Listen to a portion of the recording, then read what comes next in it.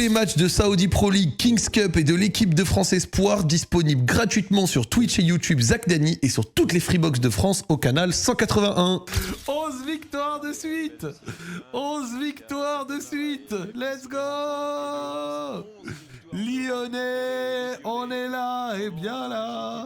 La la la, le champion est là. Alors le champion a galéré ce soir, les amis. Le champion a galéré ce soir, mais le champion...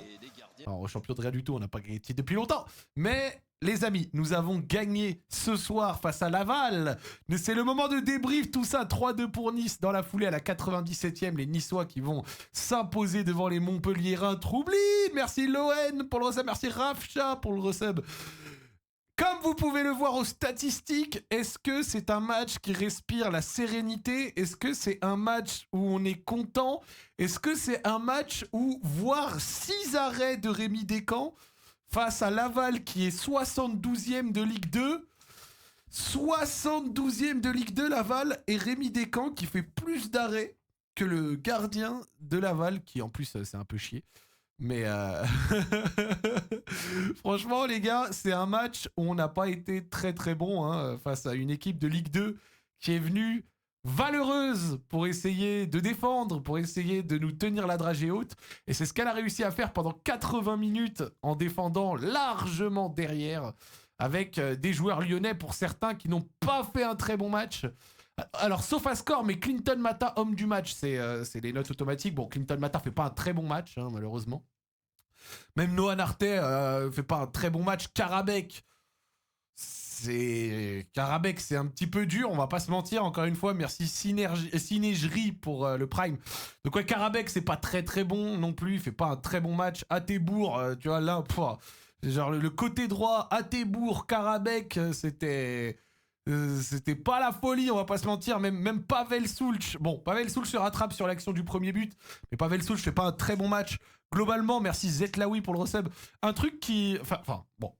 Vous savez quoi, on va pas faire que tout individuellement. Déjà, on va noter le bon. Monsieur Rémi Descamps, 6 arrêts. Bravo Rémi Descamps. Il a réussi à s'employer, même en deuxième mi-temps, à un moment, un arrêt qui lui a demandé une grande détente. Merci Noxer pour le resub. Donc bravo Niakate, bravo. Clinton Mata, c'était pas trop ça. Abner en première mi-temps, j'ai pas trop aimé non plus. Et après, derrière, Nartet, je comprends pourquoi est-ce qu'il est sorti assez tôt, parce qu'il a pas fait un super match. C'est un match où on a fait tourner un petit peu, pas tant que ça non plus. Mais donc du coup sur le banc, on avait laissé Afonso Moreira qui avait vraiment besoin de repos et qui fait quand même une demi-heure à la fin.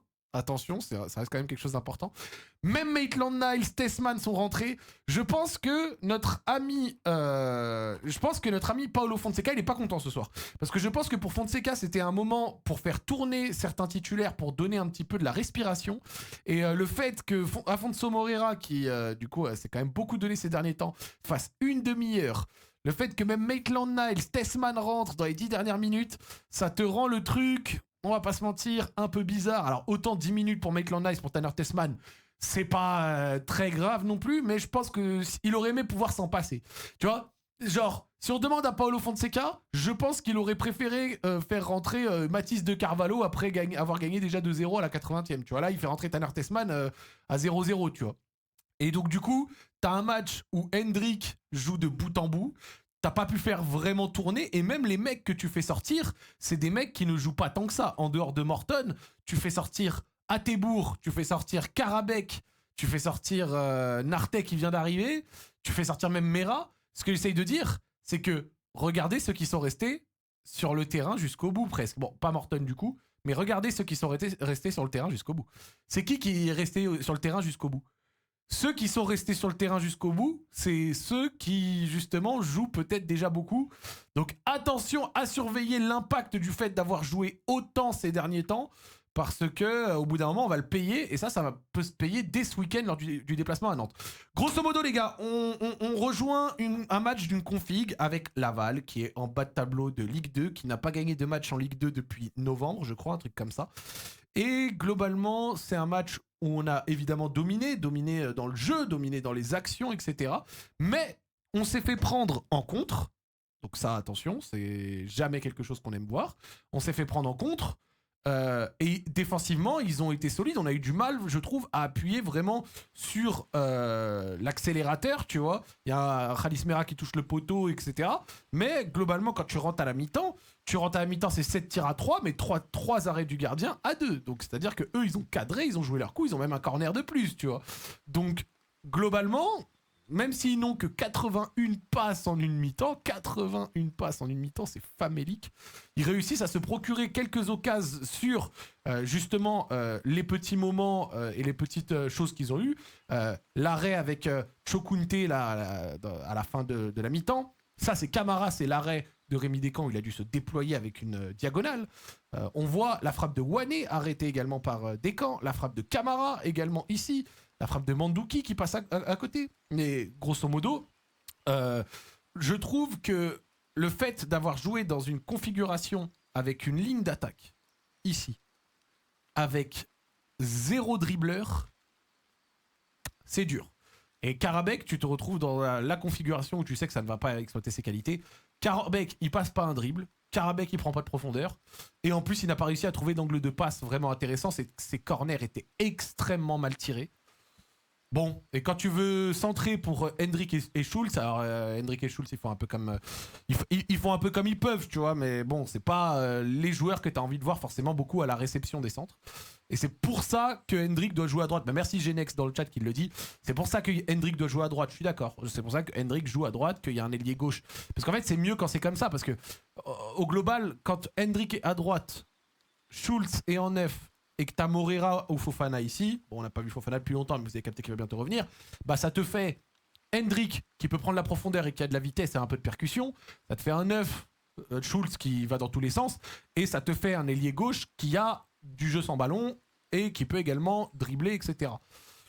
Même si on sait que Moreira avec ballon, c'est pas le meilleur dribbleur, il peut quand même apporter un peu dans la vitesse, dans toutes ces qualités-là.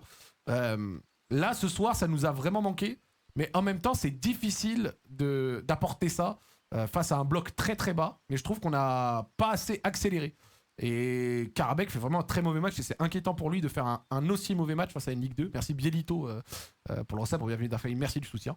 Après, bon, Morton au contrôle. Khalis Mera peut mieux faire. Nartet, un peu timoré. Abner, sa première mi-temps, dure. Et Mata, le match est difficile. Et moi, à la fin, j'ai vu des mecs lessivés. Mata lessivé, Hendrik très fatigué, etc. La pelouse est ignoble, ou c'est la nouvelle pelouse qu'ils ont posée il y a quelques jours. Moi, de toute façon, la pelouse de l'OL, j'ai arrêté de suivre l'actualité. La pelouse de l'OL, frère, j'ai l'impression qu'on en pose une nouvelle 2 fois par an. Il y a un moment, elle a un champignon. À un moment, elle a le cancer du cul. À un moment, elle a... j'en sais rien. Elle a des maladies, toutes les... Genre la pelouse de l'OL, c'est une mixtape de quecra, gros. Il y en a une nouvelle qui drop tous les 1 an et demi. Genre, elle a des MST, la pelouse de l'OL. Elle chope un champignon tous les 3 mois. Genre, c'est un truc de ouf. Il joue avec des crampons, il y a des maladies au bout, gros. La pelouse, elle se fait infecter tout le temps, gros. C'est une folie. Donc, pas un très bon match, mais je vais rester quand même un peu gentil parce que, globalement, c'est la 11e victoire d'affilée. Donc, je pense qu'il y a de la fatigue dans les organismes. Et je pense que... Alors, je vais essayer de le dire d'une certaine manière. Attention à l'effet de la série.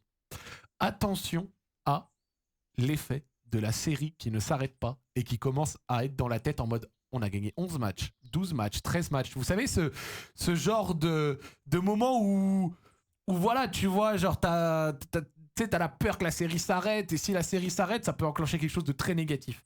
Alors il fallait surtout pas qu'elle s'arrête ce soir, parce qu'on est en Coupe de France et qu'il faut espérer un titre. Le vertige, ouais, quelqu'un a dit le vertige dans le chat, j'aime bien ce que t'as dit. Faut faire attention, mais par contre ce week-end contre Nantes, un match à la Beaujoire contre Nantes, après 11 victoires d'affilée et des mecs éreintés physiquement, merci Monkey Dissimba pour le recette. Déplacement à Nantes, mec éreinté physiquement. Aïe, aïe, aïe, aïe, aïe, aïe, aïe, aïe, aïe, aïe, aïe. Le déplacement à Nantes et les mecs éreintés physiquement, ça peut faire très très mal. Quand on regarde les matchs à venir de l'Olympique Lyonnais, on va regarder, détail, match ici. En fait, ce qui va être primordial, les gars, regardez-moi, ça va être de gagner Nantes, évidemment. Parce que si tu gagnes Nantes, après, c'est pas fini, t'as 8 jours. Tu ne rejoues que le 15. Et ça, c'est extrêmement important. Parce que si tu gagnes contre Nantes, tu as une semaine complète. C'est-à-dire que Paulo Fonseca, si on gagne contre Nantes dans 3 jours, donc à savoir samedi, il peut tout à fait... Oups, excusez-moi, je n'avais pas mis le bon écran. Donc regardez ça. On joue Nantes le 7-0-2, donc samedi soir, et on rejoue Nice que le dimanche soir d'après. Donc, si tu gagnes contre Nantes ce week-end, il y a 8 jours, même si c'est un déplacement, c'est un déplacement à Nantes et après tu joues à domicile, Paulo Fonseca, il peut tout à fait donner dimanche, lundi en repos à ses joueurs et reprendre mardi et travailler toute la semaine pour derrière préparer la venue de Nice. Donc vraiment, Nantes n'est pas en forme. Nantes, on sait qu'ils ne sont pas en forme, mais après on vient de faire un match compliqué contre Laval. Alors certes, il y a des absents, ils ont défendu, nanana, on peut sortir des choses, mais on a quand même fait un match compliqué ce soir, donc faut pas se voir trop beau. Et regardons leurs derniers résultats à Nantes. Allez, c'est parti. Les derniers résultats de Nantes. Défaite contre Lorient, mais Lorient n'ont pas perdu depuis 764 semaines. Défaite face à Nice, 4-1. Défaite face au PFC, donc ils ont perdu 2 fois à domicile face à Nice et au PFC.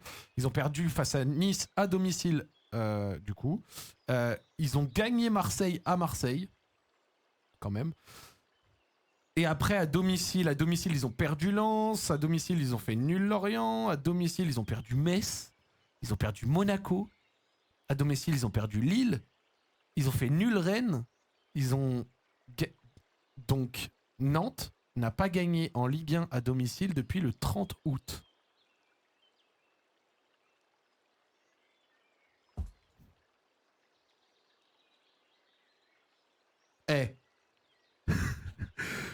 Merci Spanovi pour le resub. Les gars, Pedro Luc, merci dans le chat parce que tu m'as relevé. Quand Nantes a gagné à domicile pour la dernière fois en Ligue 1, Mikotadze était encore à l'OL. Ou alors on était à peu près sur la phase où ça commençait à repartir. Merci Spanovi. Il faut pas se voir trop beau. Comme je vous ai dit, l'effet de la série, mentalement, les physiques éreintés, il faut absolument gagner contre Nantes pour prendre de l'avance sur Marseille qui va jouer le PSG, prendre de l'avance sur Rennes qui va jouer Lens, prendre de l'avance sur les contre-résultats qu'on va voir et tout. Merci Moni Rigno pour le resub. Et après, derrière, les 8 jours. Et les 8 jours, on va pouvoir respirer. Les 8 jours, on va pouvoir respirer et avoir 8 jours pour préparer la venue de Nice. Pitié, c'est primordial. Parce que ce soir, j'ai vu des mecs fatigués. Ce soir, j'ai vu des perfs individuels vraiment compliqués. Et surtout, un gros manque de lucidité chez beaucoup de joueurs. Le but de Hendrick, magnifique. 80e minute, tu commences à avoir peur. Moi, les gars, je commençais à avoir peur.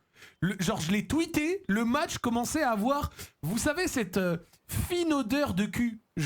Voilà. Le match a une petite odeur de cul. 21h56. À ce moment-là, les gars, tu vois, vous la sentez, t'arrives dans le dernier quart d'heure, les derniers 10 minutes, Laval qui joue ses quelques coups. Voilà, tu vois, j'avais un peu peur. Et la 80e minute, Hendrick et Fofaniste le dit très bien ici, action au milieu de terrain, Pavel Sulch a 2 joueurs de Laval sur lui et il résiste au physique, résiste à l'accrochage, résiste à tout. Et il réussit à mettre le ballon devant. Hendrick sort en patate, réussit à mettre le pied devant le défenseur de Laval en lui mettant petit pont. Et derrière, on va se faire l'action. Je pense que... Est-ce que le but a été tweeté quelque part? Je vais checker. Derrière, il arrache la cage. C'est bon, je l'ai. Scipion l'a mis, donc magnifique. On va pouvoir checker ça ensemble. Regardez-moi cette action, les gars. Schulz est au milieu de terrain. Il y a un premier joueur, vous le voyez là, il a un premier joueur de Laval sur lui. Là, qu'est-ce qui se passe? Il résiste au premier joueur. Le deuxième revient. Il résiste encore. Et là, il se fait accrocher. Il résiste toujours à 2 joueurs. Alors que franchement, Schulz, jusqu'à là, faisait pas un match exceptionnel. Il réussit. Hop, il a le ballon. Il la transmet à Hendrick au très bon moment parce que c'est ça qui m'a fait kiffer. Regardez, il y a un autre joueur qui vient pour l'accrocher. Et là, surtout, qu'est-ce qu'il a fait, Schulz? Et c'est ça qui m'a fait kiffer. Et ça construit une grande partie du but. Il a fixé. Il a donné le ballon au dernier moment pour profiter de la sortie du défenseur, ce qui offre à Hendrick un petit boulevard. Hendrick arrive, devance le défenseur de Laval qui sort sur lui. Hop là, petit pont. Et là, Hendrick, entrée de surface, pas attaqué. Faut pas lui en demander plus. Il arme. Hop, regardez le corps. Mais vraiment, mais regardez-moi ça. Regardez le haut du corps de Hendrick. Moi, vraiment, c'est de l'art, cette manière de garder le haut du corps dans la bonne position pour réussir à allumer sans que ça aille taper les étoiles. Donc la patate de Hendrick. Aubois, le gardien de Laval, ne peut rien faire. Bam, but. Pavel Schultz, les gars, construit le but à 75% tout seul. Voilà, donc franchement, bravo à lui. Et avoir résisté à autant de joueurs, avoir fixé, etc. jusqu'au bout. Franchement, 75% du but vient de Pavel Schultz. Et les 25%, alors là, c'est des pourcentages dits du cul, hein, faut pas m'en vouloir, mais vous avez capté pour dire qu'une grosse partie du but provient de Pavel Schultz. Et Hendrick, derrière, bam, il fait les choses bien. Donc bravo. Regardez, il y a les commentaires en brésilien. Écoutez ça. Uau, tentativa boa do Sul de Hendrick, deu caneta, Hendrick! Golaço! Para! Uau! Golaço! Magnifique, magnifique, magnifique. Et merci All Sacha pour le resub. OL Sacha, merci les gars pour les subs, merci, ça fait plaisir, n'hésitez pas, c'est pour le soutien de la chaîne, ça régale. Si vous avez les moyens, évidemment. Le Prime, etc. Et là, but de notre ami Afonso Moreira. Et le but de Moreira vient, donc on va aller checker ensemble, mais le but de Moreira vient d'une action avec une contre-attaque. Donc à ce moment-là, Laval se jette devant, il y a de l'espace derrière, contre-attaque, Schultz-Hendrick. Et tout autant que Schultz, le frère, il a très bien joué l'action qui amène du coup le but de Hendrick. Le reste, c'était quand même... Enfin, la passe qu'il fait pour Hendrick pour son doublé. Donc à la fin, il y a 1 contre 2. Le 1 contre 2 est vraiment très mal géré. Donc voilà, regardez Schultz. Après, à ce moment-là, manque de lucidité, je pense. Donc je vais pas lui tirer dessus.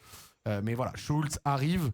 Il a juste le ballon à transmettre à Hendrick qui voilà, après il peut même prendre l'option d'y aller tout seul, mais il transmet, comme vous le voyez, un ballon trop long que Hendrick ne peut pas reprendre, donc c'est pas dans la bonne zone. Et après on a un peu de la chatte, le ballon finit sur Moreira, voilà. Moreira, bon, au milieu de 2 joueurs, accélère, tire en angle fermé, et là Aubois se la met tout seul. Et d'ailleurs je crois que ça a compté CSC. Je crois que ça a compté CSC. Paulo Fonseca. Regardez-moi la taille des cernes de ce monsieur. Paolo, faut que tu rentres et faut que tu dormes. Paulo Fonseca, monsieur, 8 heures de sommeil minimum cette nuit, s'il te plaît, parce que là.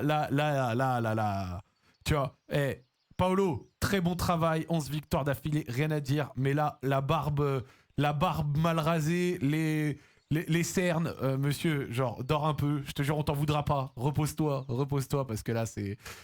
ouais, il faut dormir, monsieur, la nuit, c'est important. Bref, le but a été, je crois, en tout cas sur SofaScore, attribué en CSC. On verra ce que ça va donner. Parce que le gardien, c'est vrai qu'il se la rend tout seul. Est-ce que la frappe est cadrée à la base? Bon, voilà, on va Moreira, regardez voilà, hein, il tire. Et le gardien se la met un peu solo. Ok, bon. Si c'est pour Bastardo, c'est cool. J'ai envie que la stat lui compte pour lui. C'est bête, mais les joueurs, on sait que... surtout les attaquants, ça leur tient à cœur, ce genre de choses. De pouvoir dire, j'ai fait 6 buts, 8 passes D, 5 buts, 7 passes D, un truc comme ça. Bref, vous avez capté. Afonso Moreira, on va regarder ses stats Transfermarkt. Et on va regarder ses stats sur l'outil de Florent Tonuti. Merci Lelouch pour le Prime. On va regarder ses statistiques. Afonso Moreira, cette saison...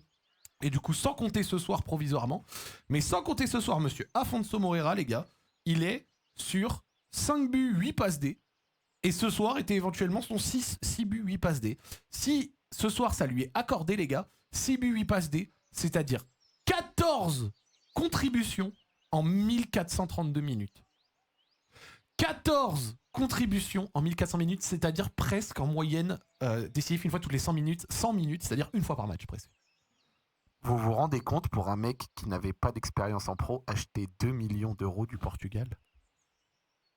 6 buts, 8 passes D. Buteur contre Bâle. Buteur contre Go Ahead Eagle. Double passeur contre le PAOK. Buteur contre Strasbourg. Et en plus, il donne la victoire dans les dernières minutes. Double passeur contre le PFC. Buteur contre le PSG. Passeur contre Nantes. Passeur contre Le Havre. Passeur contre Brest. Alors, il n'a pas marqué depuis novembre en Ligue 1, mais il a donné ses passes décisives, pardon. Passeur contre Saint-Cyr-Collonges, buteur contre Lille un peu plus tôt dans le mois en Coupe de France, pardon.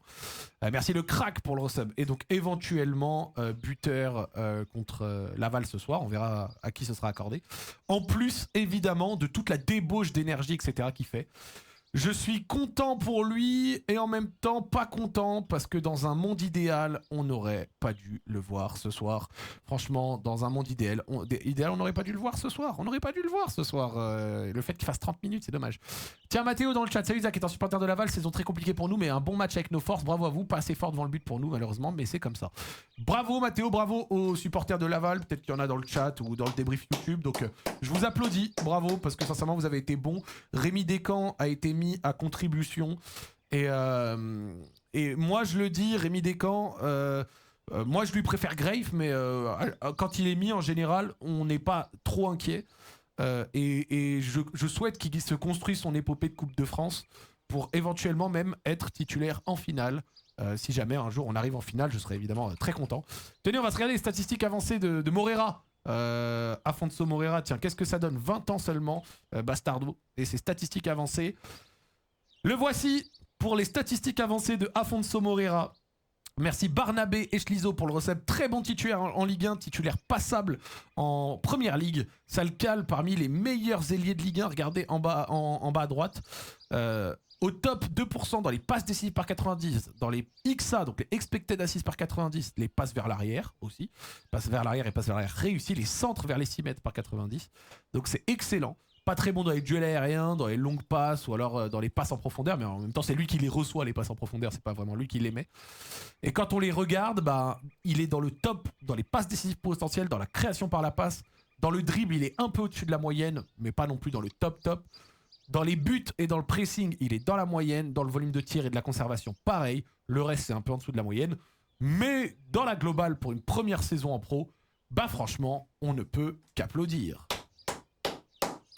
Bravo à monsieur Afonso Moreira, c'est fort ce que tu proposes. Donc excellent. Bravo à lui. Bravo à lui. Hop. Il est noté à 2 buts 4 passes D sur ton site. C'est normal parce que le site prend que la Ligue 1, je crois. Je crois que le site prend que le championnat parce que sinon en vrai il y a aussi l'Europa League évidemment. Et il y a également l'autre, à savoir la Coupe de France qu'on était ce soir. Donc bravo à monsieur Afonso Moreira, c'est top. C'est top. Malik la saison passée, il a de meilleures stats. Ah bah tiens, on va le comparer à Malik Fofana de l'année dernière. C'est quoi? Hop, c'est une bonne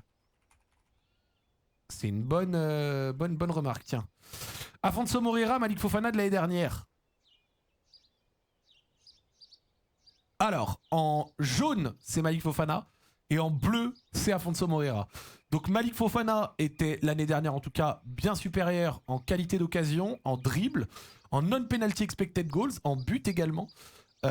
Un peu au-dessus dans les statistiques défensives, récupération, conservation, mais ça va dépendre beaucoup de l'animation, etc. Donc globalement, pour Afonso Moreira, je pense pas que ce soit spécialement en dessous de Malik dans ce registre, peut-être sûrement même au-dessus. Par contre, en création par la passe et en passe décisive potentielle, Afonso Moreira est au-dessus cette saison. Donc voilà, ça rappelle les très grosses qualités, désolé pour le bruit WhatsApp, ça vient de chez moi, pour les très grosses qualités dans le registre de Malik Fofana et d'Afonso Moreira. Franchement, je suis assez content parce que, comme je l'ai dit, à la base, je n'étais pas bien. On joue énormément de transition rapide sur Fofana, donc pas étonnant. Ouais, je pense que tu as raison. Faut en mettre un des deux à droite. Un des deux à droite, Malik ou Afonso? Afonso, je pense qu'il pourrait dépanner à droite. Fofana, je le vois mal. Voilà. Donc, voilà. Ça te gêne pas qu'il y ait un, voire deux titus max français, parfois aucun, bien terne pour un top club français avec ce centre de formation? je vais être honnête avec toi, je me pose pas la question et je m'en bats un peu les couilles personnellement. Dans le sens où on fait jouer beaucoup de jeunes, qui soient particulièrement français ou autre machin, je m'en fous un peu. Sachant qu'en plus, pour le coup, ouais, non, c'est vrai, ce soir, il y en a que 2, entre guillemets, hein, si tu regardes, hein, c'est vrai, hein, ce soir, il y a Rémi Descamps et Khalis Mera, par exemple, s'ils sont les de représenter la France sportivement, mais globalement, je m'en fous un peu, moi, je me pose pas vraiment la question de est-ce que on fait jouer des joueurs français ou pas, ça ne m'importe pas trop.